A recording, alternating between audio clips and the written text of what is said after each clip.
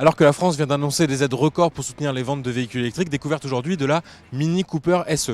Donc c'est tout simplement la première voiture 100% électrique de Mini, donc la marque britannique qui appartient au groupe BMW. Donc on retrouve finalement la forme d'une Mini Cooper thermique, on la reconnaît bien, sauf que nous finalement on a pris dans cette finition Greenwich, donc la finition disponible au lancement, et donc avec ces détails en jaune, ces badges E qu'on retrouve sur toutes les versions, mais on peut aussi avoir une version de la Mini, on va dire beaucoup plus traditionnelle, avec notamment des jantes classiques, alors qu'ici nous on a craqué pour les jantes spécifiques à cette version électrique. On retrouve comme sur la Cooper une petite entrée d'air à l'avant pour le côté sportif, mais qui a été fermée pour des raisons d'aérodynamisme, tout comme la calandre à l'avant, ce qui est la principale différence avec les autres Mini. On va voir à l'intérieur à quoi ça ressemble.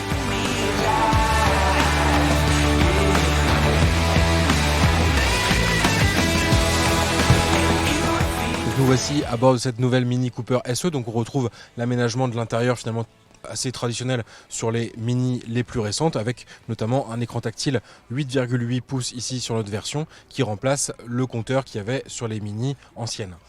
Mais finalement, la petite nouveauté sur cette version électrique, c'est le compteur numérique qui se trouve derrière le volant et qui permet donc un affichage digital, notamment de la vitesse, du niveau de charge ou encore de la récupération d'énergie. Mais on verra ça à la conduite. C'est sympa, ça donne un côté assez moderne à cette nouvelle version et on espère que ce sera généralisé sur l'ensemble des Mini. L'autre petit point intéressant, c'est le toit panoramique et ouvrant qui nous permet de patienter avant l'arrivée d'une version peut-être cabrio de cette Mini électrique où là on pourrait conjuguer un peu conduite à l'air libre et conduite 100% électrique. Mais on va voir ça tout de suite sur la route.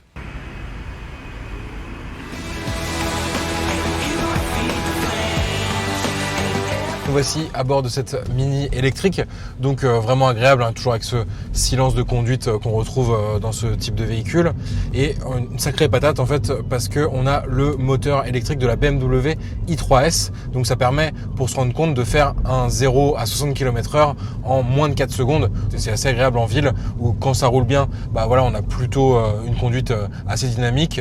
Elle reste assez grande, cette Mini, elle fait 3,84 m, mais elle reste assez agile avec une largeur assez réduite, donc moins d'1,80 m. Elle se faufile parfaitement dans la circulation.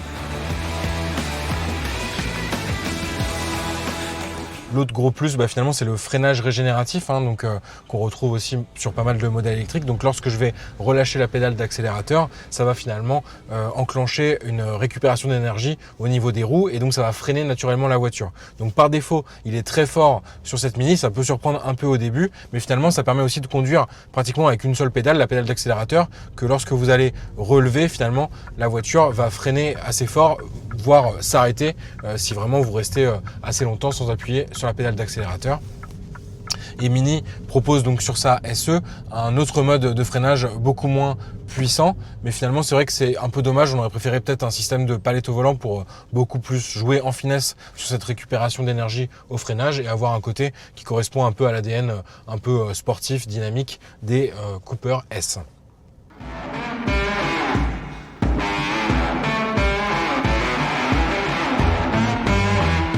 Sur cette Mini électrique, on retrouve également 4 modes de conduite, dont un mode sport qui permet d'exploiter à fond les qualités dynamiques de ce modèle. Mini a particulièrement travaillé pour qu'on retrouve les sensations qu'on a un peu au volant d'une Cooper S.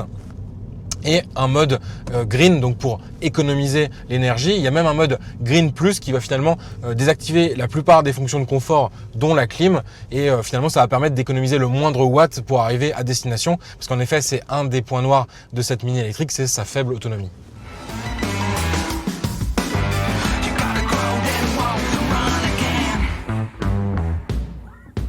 Avec une autonomie de moins de 200 km, finalement on est un peu limité, c'est vrai, sur cette Mini, c'est un peu son défaut. Si on veut comparer, par exemple la dernière Zoé, elle propose une batterie beaucoup plus importante qui permet de faire 400 km en réel. Donc c'est vrai que ça va être le problème. L'avantage finalement, c'est qu'on va avoir un temps de recharge assez limité. Il faut compter 3 heures sur une borne donc à domicile qui fait du 7,2 kW et environ 1 heure sur une borne de recharge rapide pour récupérer une bonne partie de l'autonomie.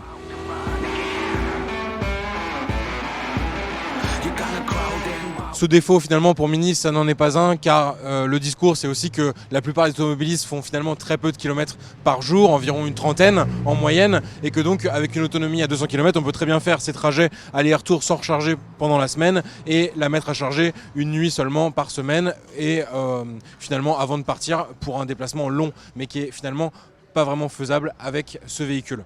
Après, donc ce sera une question aussi de faire face à la concurrence, hein, pour beaucoup moins cher, moins de 30 000 euros, on trouve finalement une Renault Zoé dans une finition assez bonne et qui permet de réaliser donc ces fameux 400 km. Mais attention, la Zoé, il y a un abonnement à payer en plus, et finalement si on achète la batterie, on se retrouve à un tarif de 36 000 euros qui est proche de cette Mini. Donc nous, dans cette finition Greenwich, on est à 37 000 euros, et finalement ce qui est assez drôle de constater, c'est qu'avec la prime à 7 000 euros, on retombe finalement à un prix de 30 000 euros qui se trouve moins cher que sa concurrente directe, donc la Mini Cooper S en thermique avec des équipements équivalents.